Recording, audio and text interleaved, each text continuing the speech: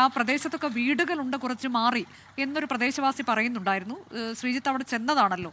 അങ്ങനെ വീടുകളുള്ള ഒരിടത്താണോ ഇങ്ങനെ വെടിപ്പുര?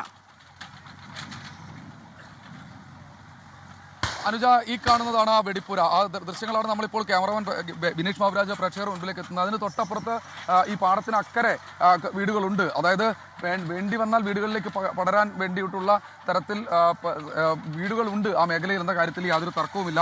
അതാണ് ആ ദൃശ്യങ്ങളിൽ നമുക്ക് വ്യക്തമാകുന്നത്. ഒരു മേഖല പൂർണ്ണമായി ഇത്തരത്തിൽ പടക്കപ്പുരയാണ്, പാടത്തിന് നടുക്കാണ്. അതുകൊണ്ട് മറ്റു തരത്തിൽ കൂടുതൽ അപകടം പുറത്തേക്ക് സംഭവിക്കാനുള്ള സാധ്യത വളരെ വളരെ കുറവാണ്.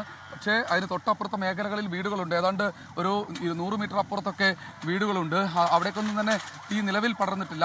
പക്ഷേ ഇപ്പോഴും തീ വീണ്ടും പൊട്ടുന്ന അമിട്ടുകൾ പൊട്ടുന്ന ശബ്ദമാണ്, അല്ലെങ്കിൽ അതാണ് നമ്മൾ നേരിട്ട് കണ്ടുകൊണ്ടിരിക്കുന്നത്. സ്വാഭാവികമാണ്, ഇതിനകത്ത് ഇനിയും ആളുകളുണ്ട് എന്ന് വളരെ വേദനയോടുകൂടി പറയേണ്ടിയിരിക്കുന്നു. കാരണം കൂടുതൽ ആളുകൾ ഇതിനകത്തുണ്ട് എന്നാണ് ഇവിടുത്തെ ദൃക്സാക്ഷികളടക്കം പറയുന്നത്. കൂടുതൽ ആളുകൾ, എന്നാൽ അതിൻ്റെ ആ ഒരു വ്യാപ്തി എത്രത്തോളം അപകടത്തിൻ്റെ ഉണ്ട്, അത് ഏതാണ്ട് എങ്ങനെ പറയാൻ കഴിയും ശ്രീജിത്ത്? 40 തൊഴിലാളികൾ അവിടെ ആകെ ഉണ്ടായിരുന്നു എന്ന പ്രാഥമിക വിവരമാണല്ലോ നമുക്കുള്ളത്. അതിൽ എത്ര പേരെ ആശുപത്രിയിലേക്ക് എത്തിക്കാൻ കഴിഞ്ഞിട്ടുണ്ട് എന്നതിൻ്റെ ഒരു കണക്ക് അവിടെ നിന്ന് ഇപ്പോൾ നൽകാൻ കഴിയുമോ ശ്രീജിത്ത്? നിലവിൽ 8ഓളം പേരെ ഇപ്പോൾ ആശുപത്രിയിലേക്ക് എത്തിക്കാൻ കഴിഞ്ഞു. നമ്മൾ നേരത്തെ സംസാരിച്ചത് ഒരു ആംബുലൻസ് ഡ്രൈവറോടാണ്, അവിടുത്തെ പ്രദേശവാസികളോടാണ് നമ്മൾ സംസാരിച്ചത്. അവർ പറയുന്നത് 8ഓളം പേരെ ആശുപത്രിയിൽ എത്തിച്ചിട്ടുണ്ട് എന്നാണ്.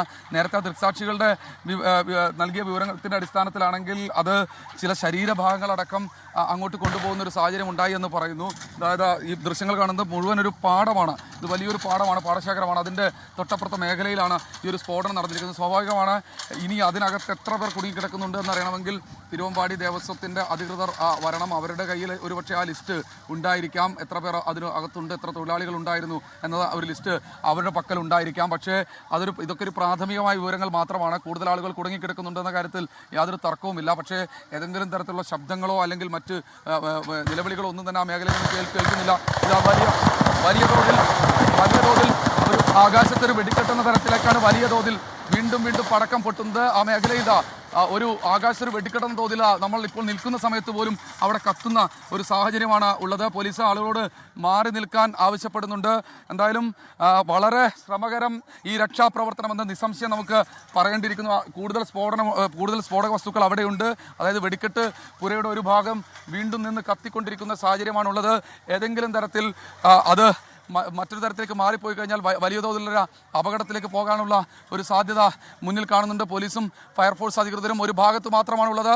പോലീസുകാർ പലരും പല മേഖലകളിലേക്ക് മാറി നിൽക്കുന്നുണ്ട്. ഏതെങ്കിലും തരത്തിൽ അതൊരു സ്ഫോടനമായി മാറിക്കഴിഞ്ഞാൽ വലിയ ബുദ്ധിമുട്ട് ഉണ്ടാകും. നേരത്തെ സൂചിപ്പിച്ച പോലെ എത്ര പേർ ഇതിനകത്ത് കുടുങ്ങിക്കിടക്കുന്നുണ്ട് എന്ന കാര്യത്തെക്കുറിച്ച് ഒരു വ്യക്തത ഇതുവരെ വന്നിട്ടില്ല.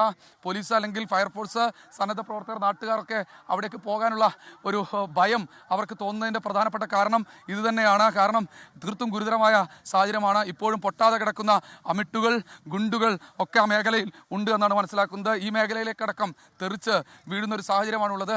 എത്ര പേരെ കൊണ്ടുപോകാൻ കഴിഞ്ഞു എന്നതിനെക്കുറിച്ചുള്ളൊരു വ്യക്തത ഇതുവരെ വന്നിട്ടില്ല. എന്തായാലും നിലവിൽ ഇപ്പോഴും ആ ഒരു സ്ഫോടന സാധ്യത നിലനിൽക്കുന്നുണ്ട്.